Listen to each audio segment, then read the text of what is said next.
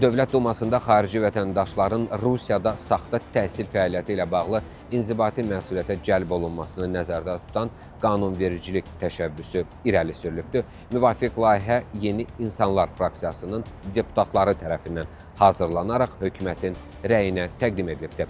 Təşəbbüsə əsasən ölkəyə giriş məqsədi kimi təhsil göstərən, lakin faktiki olaraq oxumayan xarici vətəndaşlara qarşı tədbirlərin görülməsi təklif olunur. Bu hallar sırasına şəxsin təhsil müəssisəsinə qəbul olunmaması, dərslərdə iştirak etməməsi, sənədləri təqdim etməməsi və ya əvvəlcədən təhsil almaq niyyətinin olmaması daxildir. Layihənin müəllifləri bildirirlər ki, son illərdə bəzi hallarda təhsil vizaları və müvafiq sənədlər real təhsil almaq üçün deyil, Rusiyada qalmağın leqallaşdırılması məqsədi ilə istifadə olunur.